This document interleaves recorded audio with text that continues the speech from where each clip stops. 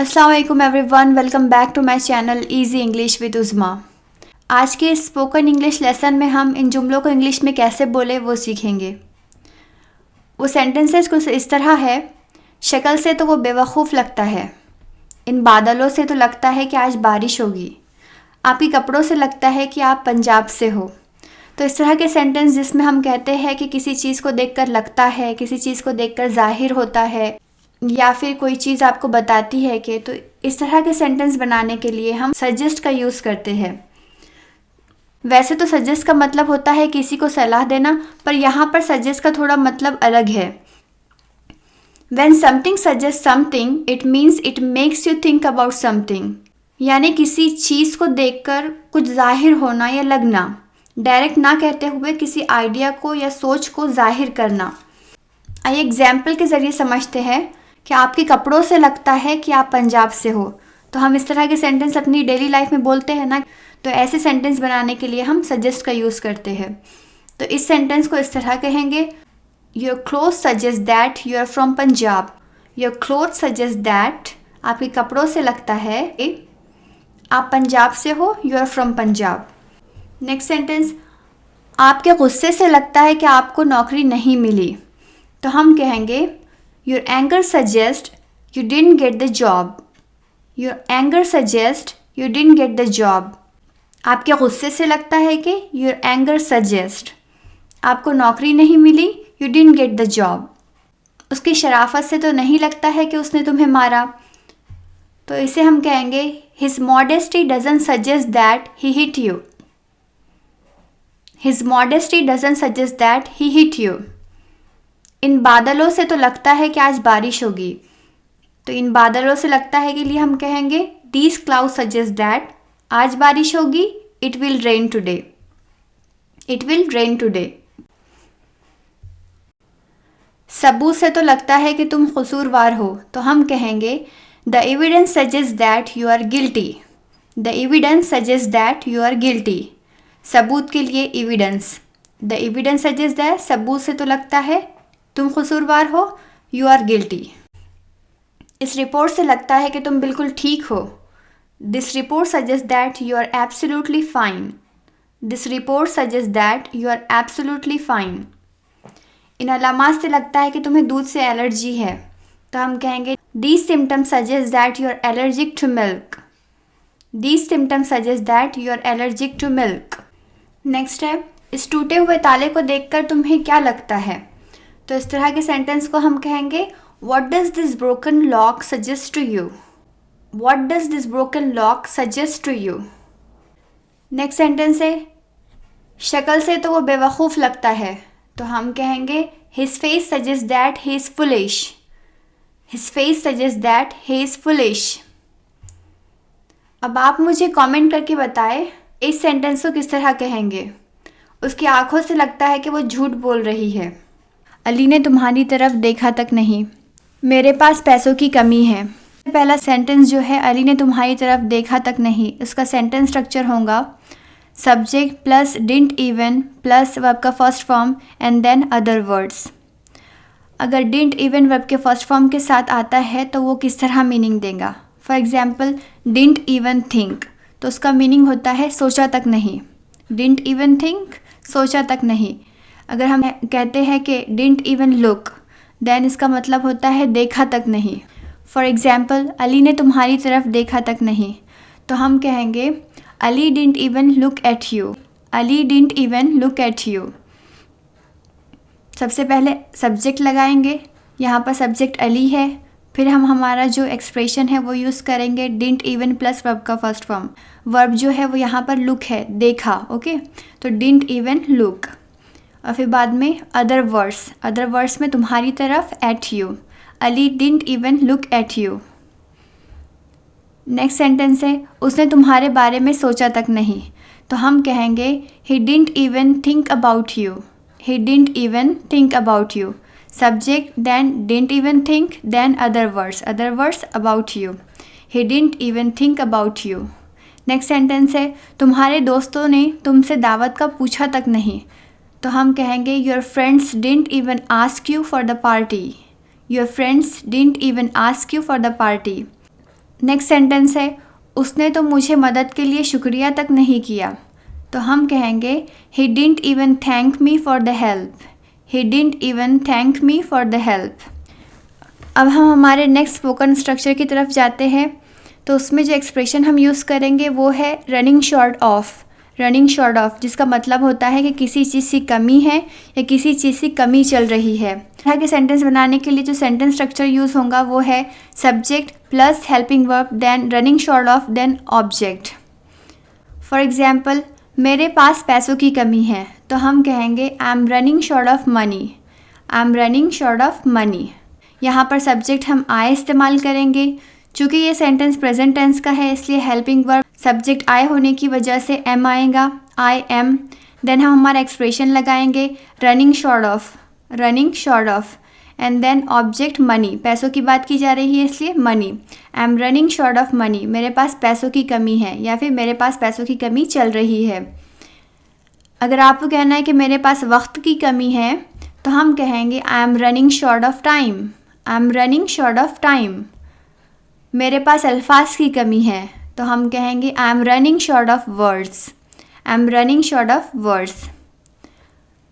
अगर आपको सवालिया जुमला बनाना है, अगर आपको कहना है कि क्या तुम्हारे पास किसी चीज़ की कमी है, तो हम इस सेंटेंस की शुरुआत हेल्पिंग वर्ब से करेंगे।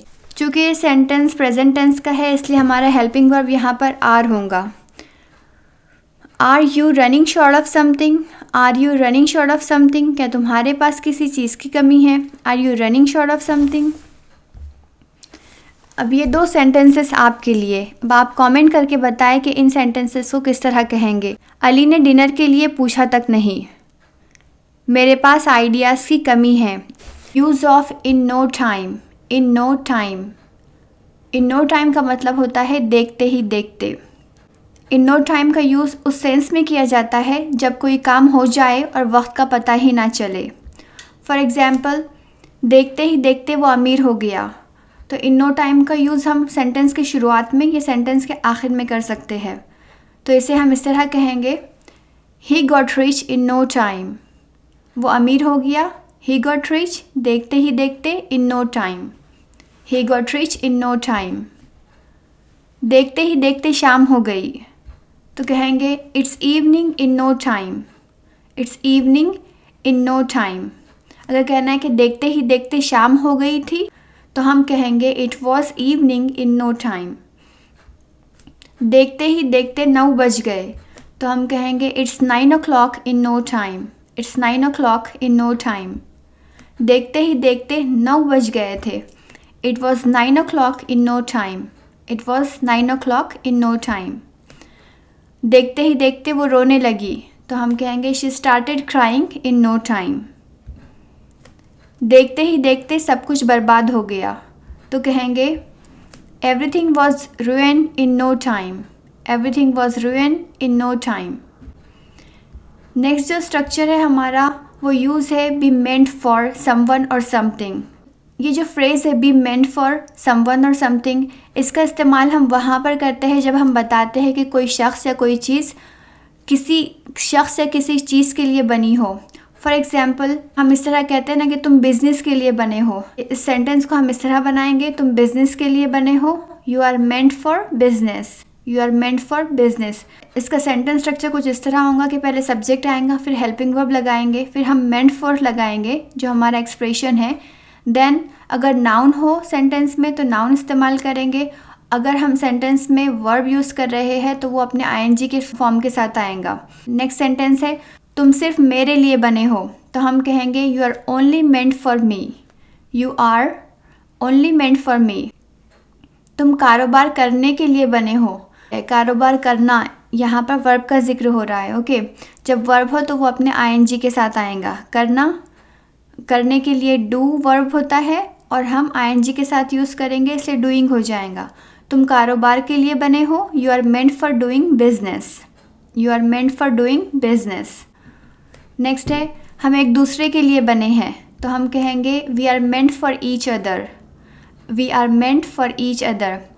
मेंट फॉर की जगह हम यहाँ पर मेड फॉर भी इस्तेमाल करके सेंटेंस बना सकते हैं। We are made for each other. हम एक दूसरे के लिए बने हैं। अगर हमें कहना है कि किताब पढ़ने के लिए बनी है तो हम कहेंगे book is meant for reading, book is meant for reading. Next जो स्ट्रक्चर हम देखेंगे वो है use of phrase fond of. Fond of का मीनिंग होता है शौकीन होना। फॉर एग्ज़ाम्पल, अगर आपको कहना है कि मैं मौसीकी का शौकीन हूँ, यानी म्यूज़िक का शौकीन हूँ, तो हम कहेंगे I am fond of music, I am fond of music. तो इसका सेंटेंस स्ट्रक्चर कुछ इस तरह होगा, subject then helping verb then fond of. अगर नाउन होगा तो नाउन आ जाएगा, अगर काम की बात कर रहे हैं सेंटेंस में तो वर्ब आईएनजी के साथ आएगा। मैं मौसीकी का शौकीन हूँ, आई एम फॉन्ड ऑफ म्यूज़िक। मैं क्रिकेट का शौकीन हूँ, आई am fond of cricket. Cricket यहाँ पर नाउन है। तुम इसके शौकीन क्यों हो, हम कहेंगे why are you fond of it, why are you fond of it. Ali पढ़ने का शौकीन था, Ali was fond of reading, Ali was fond of reading. अच्छा, नेक्स्ट जो स्ट्रक्चर है वो है हमारा यूज़ ऑफ मेड। मेड जो है वो मेक का सेकेंड फॉर्म है और मेक का मीनिंग होता है बनाना। जब हम कंट्री का नेम लेंगे, कोई चीज़ की बात करते हैं तो वहाँ पर हम मेड इन का यूज़ करते हैं। Okay, made in, like made in China, made in Italy, made in USA, made in Bangladesh. Okay, और जब कोई मटेरियल नेम की बात करते हैं कि ये चीज़ प्लास्टिक की बनी है, ये चीज़ ग्लास का बना है, तो उस वक्त हम यूज़ करते हैं मेड ऑफ, मेड ऑफ। और जब हम कोई कंपनी नेम या फिर पर्सन नेम यूज़ करते हैं तो वहाँ पे हम मेड बाय का इस्तेमाल करते हैं। जैसे हमें कहना है कि ये फ़ोन नोकिया का है, यहाँ पर हम कंपनी का बात कर रहे हैं कि कंपनी ने इस फ़ोन को बनाया है, तो वहाँ पर हम यूज़ करेंगे मेड बाय, ना कि मेड इन और मेड ऑफ। ओके, एग्जाम्पल के ज़रिए मज़ीद समझते हैं। ये मोबाइल चाइना में बनाया गया है, या फिर हम स्लैंग में अपने कहेंगे कि ये मोबाइल चाइना का है, तो हम इसे इस तरह कहेंगे this mobile is made in China, this mobile is made in China. Country का नेम हम ले रहे हैं चाइना, इसलिए मेड इन आएगा। Okay, made in. अगर हमें कहना है कि लैपटॉप जापान का है तो हम कहेंगे this laptop is made in Japan, this laptop is made in Japan. Next है ये मोबाइल प्लास्टिक से बना है, या फिर अपने स्लैंग में कहेंगे कि ये मोबाइल प्लास्टिक का है, तो हम यूज़ करेंगे this mobile is made of plastic, this mobile is made of plastic. जहाँ पे मटेरियल की बात होगी वहाँ पर हम मेड ऑफ यूज़ करेंगे। ओके, प्लास्टिक ये मटेरियल है इसलिए मेड ऑफ। और अगर हमें पूछना है कि ये मोबाइल एप्पल ने बनाया है, एप्पल यहाँ पर जो है वो कंपनी का नेम है। आईफोन जो होते हैं ना इस्तेमाल करते हैं हम, तो एप्पल यहाँ पे कंपनी का नेम है। ये मोबाइल एप्पल ने बनाया है, या फिर हमें कहना है कि मोबाइल एप्पल का है, ये आईफोन है, तो हम कहेंगे this mobile is made bye Apple, this mobile is made bye Apple. Apple क्योंकि चूँकि ये एप्पल एक कंपनी है इसलिए मेड बाय यूज़ करेंगे। इसी तरह ये वेबसाइट मैंने बनाई है, तो जब हम किसी पर्सन की बात करते हैं, कोई पर्सन ने कोई चीज़ बनाई है, तो वहाँ पर भी हम बाय का यूज़ करते हैं। तो इसे हम कहेंगे this website is made by me, this website is made by me. Me is a person, that's why we used made by. Okay, made by. ये कुछ सेंटेंसेस आपके लिए। अब आप मुझे कमेंट करके बताएं कि इन सेंटेंसेस को कैसे कहेंगे। देखते ही देखते खाना ख़त्म हो गया, अली टीवी देखने का शौकीन था, ये कार होंडा की है, यानी ये कार होंडा ने बनाई है। अगर तुमसे ये काम नहीं हो सकता तो ना सही, अगर वो तुमसे रिश्ता रखना नहीं चाहते तो ना सही, अगर वो हमारी खुशी में शामिल नहीं होना चाहता तो ना सही। तो इस तरह के सेंटेंसेस बनाने के लिए हम इस तरह का स्ट्रक्चर यूज़ करते हैं, if sentence and so be it. इसका यूज़ हम तब करते हैं जब हमें शो करना होता है कि आप किसी चीज़ से अग्री नहीं करते या लाइक नहीं करते, लेकिन आप उसको एक्सेप्ट कर लेंगे। इसका सेंटेंस स्ट्रक्चर कुछ इस तरह होगा, if sentence and then so be it. अगर कॉमा यूज़ नहीं करेंगे तो वहाँ पर देन लगाएंगे। फॉर एग्ज़ाम्पल, अगर वो तुमसे रिश्ता रखना नहीं चाहता तो ना सही, तो हम इसे कुछ इस तरह कहेंगे, if he doesn't want to keep relationship with you so be it, if he doesn't want to keep relationship with you so be it. Next sentence है, अगर हमें उसूलों को तोड़ना पड़ता है तो ऐसा ही सही। तो इस सेंटेंस को इस तरह कहेंगे, if we have to break the rules so be it, if we have to break the rules so be it. अगर वो हमारी खुशी में शामिल नहीं होना चाहता तो ना सही, if he doesn't want to be involve in our happiness so be it, if he doesn't want to be involve in our happiness so be it. Next sentence है, अगर आप शादी की तारीख बदल नहीं सकते तो ना सही। If you can't change the wedding date so be it. If you can't change the wedding date so be it. Next sentence है, अगर तुम मेरे साथ दावत में नहीं चल सकती तो ना सही, मैं खुद ही चला जाऊंगा। तो हम कहेंगे if you can't come to the party with me so be it, I will go by myself. If you can't come to the party with me so be it, I will go by myself. Next sentence है, अगर तुमसे ये काम नहीं हो सकता तो ना सही। तो हम कहेंगे if you can't do this work so be it. If you can't do this work so be it. अब ये सेंटेंस आपके लिए, आप कमेंट करके बताएं कि इस सेंटेंस को किस तरह कहेंगे। अगर वो तुमसे बात नहीं करना चाहता तो ना सही। Thank you for watching this video. अगर आपको ये वीडियो पसंद आए तो लाइक करें, चैनल पे नए हो तो सब्सक्राइब करें और फ्रेंड्स के साथ शेयर करना ना भूलें। अल्लाह हाफिज़।